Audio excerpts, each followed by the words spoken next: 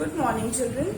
Up till now, we have discussed how Louis Long, who was one of the, Jesse Owens, who was one of the participants of Olympic, and he is the protagonist of the story as well. In a sense, he has written his autobiography, where he has revealed what was more precious to him than the medallions, than the cups that he had won during his participation in the 1936 Berlin Olympics. So up till now we have done how he prepared himself for the event in which he was participating and was expected to win, because he had already created a world record for that event previous year, as he had participated in OU State University Games. There he had set a world record for long jump. But because he did not believe in this theory, that is Aryan supremacy theory, in which Hitler believed, because Nazi movement was at peak at that time, where Adolf Hitler used to believe that Germans, white Germans, they were superior than any other race, and according to him, they were supposed to dominate in all the, you can say, they were supposed to dominate in all the events or everywhere, wherever they went. Wherever they went, he expected that they must be dominant because of the color of their skin. But this man, Jesse Owens, who was African American and black in color, wanted to prove this theory of Aryan supremacy wrong, and seeing Adolf Hitler at the Olympic Games, he got very much anxious. But then he says that an anxious athlete, that a person who is anxious, an athlete and a sports person who gets anxious, who has tremendous amount of anxiety, then in that anxiety, that sports person is bound to commit mistakes, because it is expected that a sports person, when that person progresses towards the field, when that person progresses towards the match, that person is supposed to have very calm head above the shoulders, so that he can control the nerves or the emotions through which they go through. But this man was not able to do that. This man, that is Jesse Owens, was not able to do that, because initially in the first two attempts for the final round, 3 attempts were given to qualify for the final round. In the first 2 attempts, he had committed foul, and he felt very much disgusted on himself, that he began to question himself that whether this was the reason why he had come here, whether he is fulfilling his dream, whether he will be able to prove Hitler wrong because by this act. But then he realized slowly that because of his anger he has done it. And not only he realized, he was made to realize this by the German participant whose name was Louis Long. Louis Long, though he had qualified in the first round itself, but he had heard a lot about Jesse Owens. Just when Jesse Owens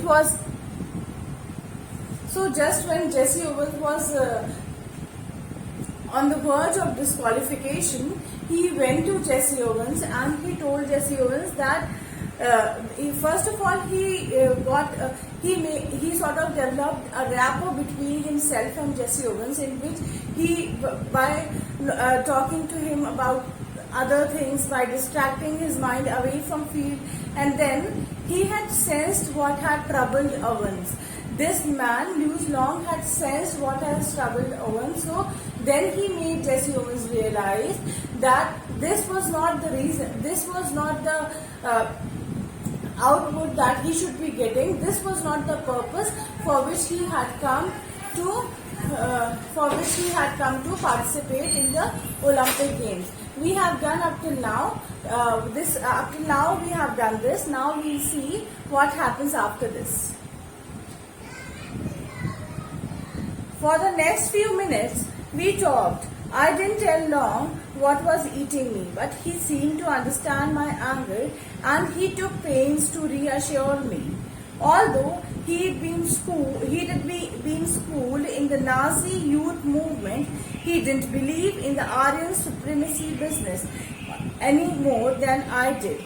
Now, he's saying that Jesse Owens understood somewhat that what was actually Louis Long understood what was actually troubling Jesse Owens. So he told Jesse Owens that he has already for the next few minutes we talked together. I didn't tell Long what was eating me, but he seemed to understand. That is what Jesse Owens is saying, that he thought that Louis Long had actually sensed what was troubling Jesse Owens. What was troubling Jesse Owens? This theory and Hitler's belief was troubling Jesse Owens, where he wanted to prove Hitler wrong by winning the event and putting an end to this theory. Although he had been schooled in the Nazi youth movement, he didn't believe in Aryan supremacy business as any more than I did. Though Louis Long was a German, and his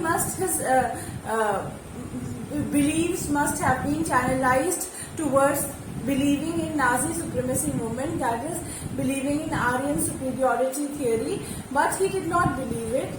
So does this man Louis Long. He also did not believe in it. We laughed over the fact that he really looked the part though, and they had developed a good rapport with each other. So they laughed over the fact that they had developed a good they had developed a good rapport, and they had a healthy conversation in which they discussed physical appearance of Louis Long, and they laughed at it.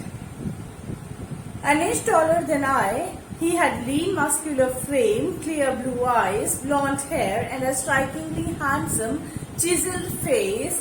Finally, seeing that I had calmed down somewhat, he pointed to the takeoff board. Now, here appearance of Louis Long is being described, that he was a handsome young man, He was a handsome young man, and eyes were blue, and blonde hairs were there, chiseled face was there. And then when Louis Long realized that Jesse Owens has somewhat calmed down his nerves, then he pointed towards the takeoff point. What is takeoff point? The takeoff point is that margin, or that line from where the athletes they finally take off their jump, from where they start their jump.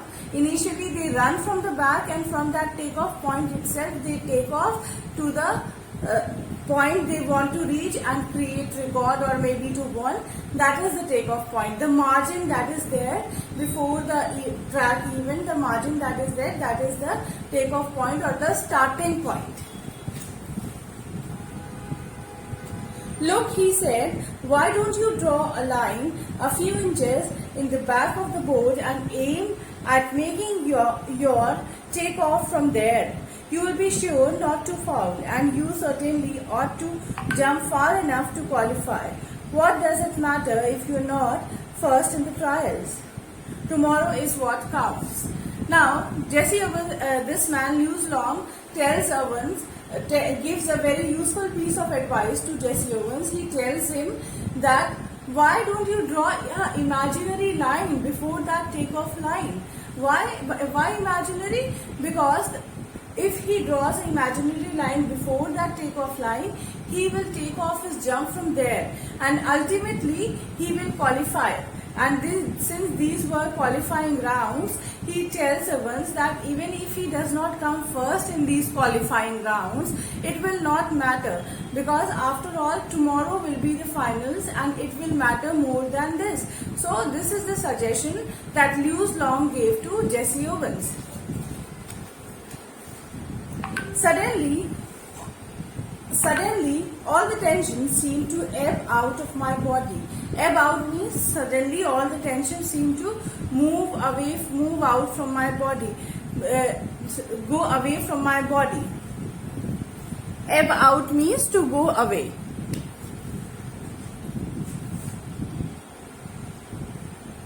Ebb out means go away.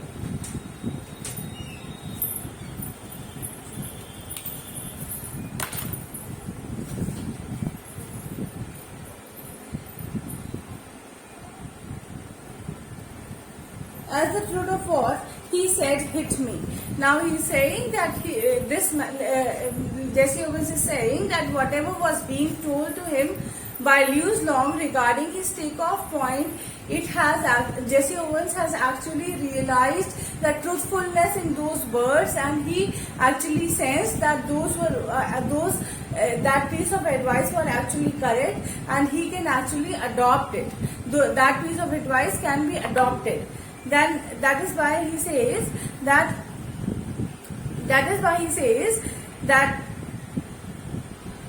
as the truth of what he said hit me. Hit me means had made me realize. Confidently, I drew a line a full foot in the back of the board and proceeded to jump from there. I qualified with almost a foot to spare. Now he is saying that just the advice that Lewis Long gave to Jesse Owens took that advice seriously, and before the last round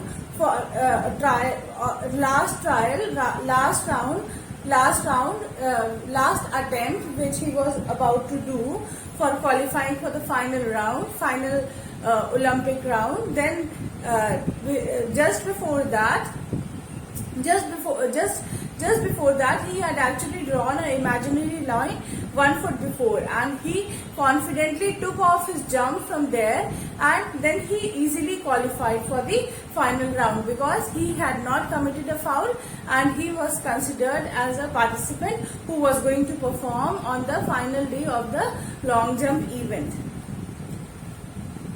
That night, I walked over to Lewis Long's room in the Olympic Village to thank him. Now, since he qualified for the final rounds because of Lewis Long's help, because of the piece of advice that was given to him by Lewis Long, so that night, after qualification round, he went to Lewis Long's room in the evening. Why did he go there? He wanted to thank Lewis Long for the most valuable piece of advice that was given to him by Lewis Long.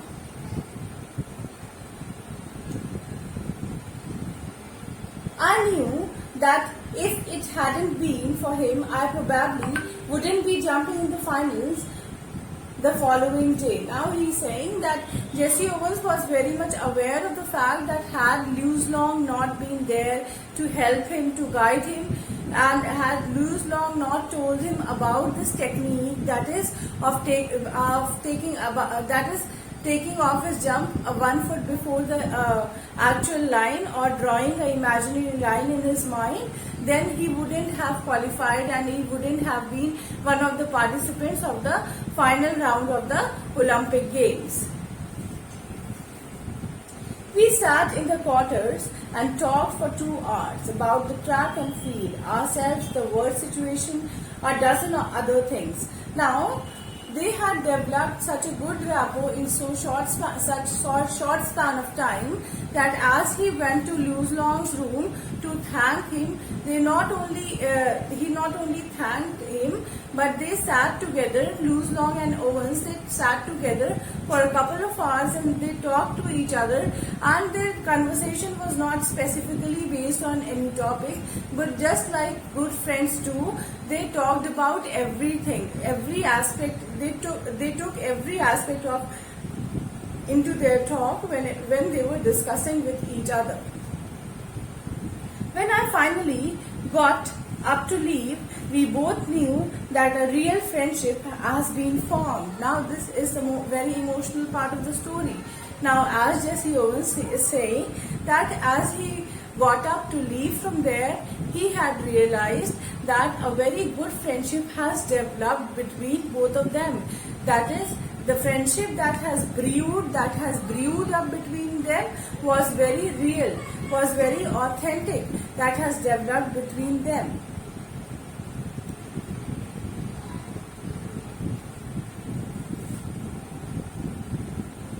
Lewis would go out to the field the next day trying to beat me if he could, but I knew that he wanted me to do my best, even if that meant my winning. Now he is saying that the friendship between them had developed to such an extent that he knew that Lewis Long never wanted Jesse Owens, who was a fellow participant, who was a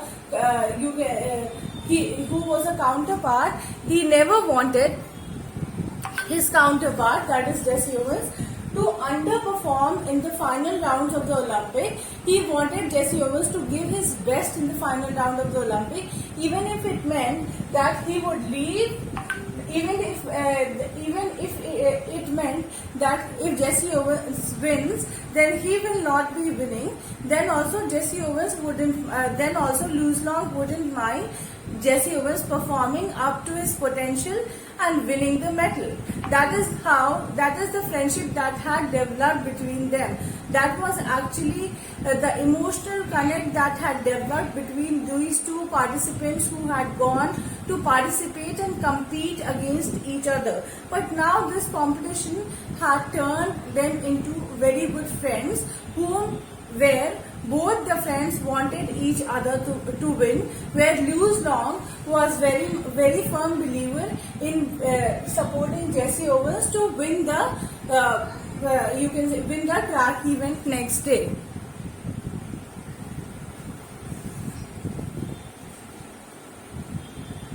As it turned out, Lewis broke his own past record. In doing so, he pushed me on to a peak performance. Now he's saying, Jesse Owens is telling, as the final day of the event came and as they started performing their jump, during that process, Lewis Long broke his own best record, the record that he had already developed, his best performance. He had actually broken that record and he had set up a new record for himself. But then, by doing so, he had actually pumped up Jesse Owens to perform better and win the jump. I remember that at the instant I landed from my final jump, the one which set the Olympic record of 26 feet 5.516 inches, he was at my side congratulating me. Now he's saying, Jesse Owens is saying that he very well remembers that day. As he is narrating, he's saying that he very well remembers that day. That day when he had jumped when he had planned his jump and when he had performed his jump, and then he had created a world record of 26 inches, 5-5:16 feet, and he had actually broken Lewis Long's record as well, which meant Jesse Owens had won the jump. But then also, this man, Lewis Long, was beside Jesse Owens and he was standing there near the track itself because he wanted to congratulate Jesse Owens. Though he could not win, but he was very happy that Jesse Owens had won the jump. This is how this shows that the friendship that had developed between them, it was a real friendship without any jealousy, without any envy. They wanted each other to achieve best, and especially Lewis Long, who accepted defeat because his friend Jesse Owens had won the track event. Despite the fact that Hitler glared at us from the stands not 100 yards away, Lewis shook my hand hard, and it wasn't a fake smile with a broken heart sort of grip either.